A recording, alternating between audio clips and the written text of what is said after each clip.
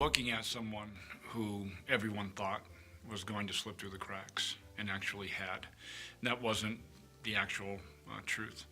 You know, there are a number of my former teachers who I meet today who have a very difficult time standing in front of me without breaking down because they saw that something was not quite right. One of my teachers said that she was finally able to put together how it was that I was doing so well in school, but I was so extraordinarily quiet and reticent to talk about family life. And she said, it struck me at the time, something wasn't quite right, but I never pursued it, and I'm sorry. We, particularly as educators, you have that instinct that very few other professionals have, where based on the number of interactions that we have with children, you think, boy, something doesn't quite seem right. But there's also this other tendency to be dismissive because, well, everything looks okay. Or in my case, you had a foster family sharing this story that wasn't based in fact. And I encourage educators to pursue those instincts with all that we are. We have to be careful about the terms that we use to describe those we believe are going to slip through the cracks, so to speak. We need to stop calling children in those situations at risk and underserved and underprivileged. When we use those terms, and they're not born of bad intention, but those are our needs to define them. But that's not how they see themselves. I never saw myself as under anything. And I even don't to this day. And the other reason we have to be careful about that is that's actually, out of adversity, can come extraordinary accomplishment, because there's a lot more hanging in the balance. I had to do well in school because there was no safety net for me. And that gives me, even to this day, as a professional, as an executive at a Fortune 50 company, I approach everything that I do just a little bit differently, born of habit, of those survivor instincts that come from knowing that you're pretty much all you have. And rather than looking at someone through that lens of pity and empathy, why don't we start looking at them as the great successes that they are ultimately going to be, and keeping that bar as a result really high, which was equally important. Sometimes when you see some kind of brokenness, you might think, well, let me just give them some opportunity just to make them feel better, but you can't lower the bar of expectation. That we have a tendency to say, and rightfully so, that all it takes is one adult to change the arc of a life. And that's partially true.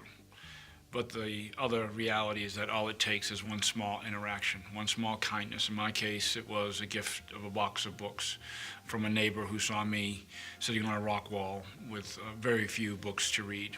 And all these years later, I've never forgotten her. I've remembered how important that was.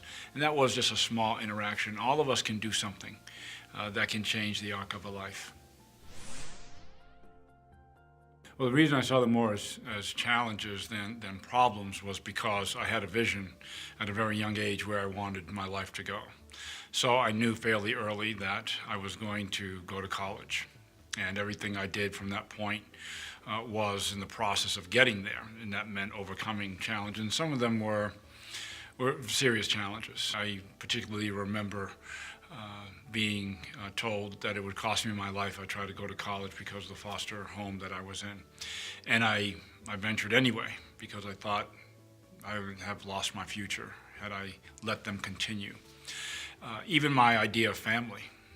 After a while, as a boy, I prayed for my family to come get me, and after a while I realized that they weren't coming. And then I decided that since they're not coming, I guess I'm going to have to build my own. And at 12, 13 years old, everything from that point forward was focused on doing exactly that.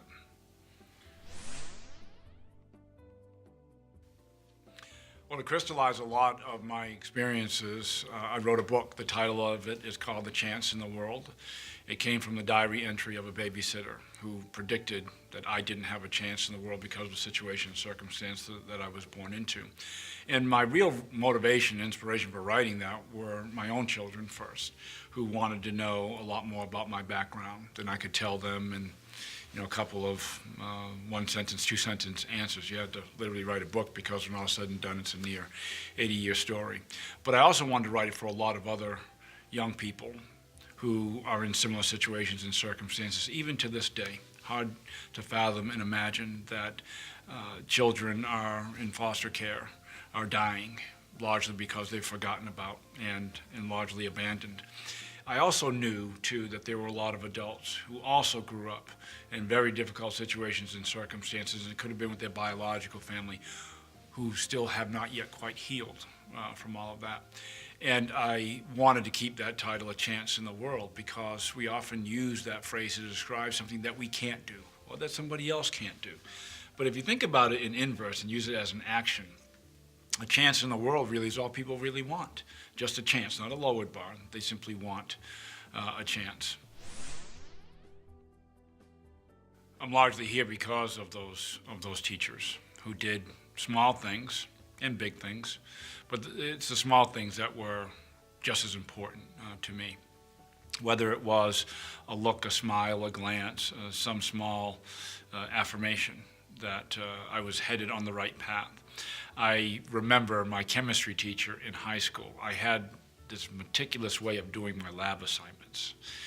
And I remember Mr. Roscoe wanting to see me after class, and I thought I was in trouble.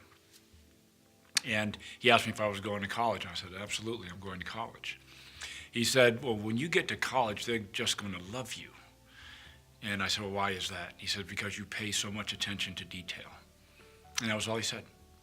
And those small interactions were just as important as the high school teacher, John Sykes, who took me in when I had no place to go, when I was 16 years old and aging out of the foster care system, had just escaped this brutal foster home that I'd been in for over a year. He was having a conversation with someone else at the school out of earshot, or so he thought, out of my earshot. And as I walked away, I heard him say to his colleague, if I ever had a son, I'd want him to be just like Steve. About a year after that, I'm in a very difficult situation. I'm trying to find a place to stay, and the social worker doesn't know where I should go and with whom I should be.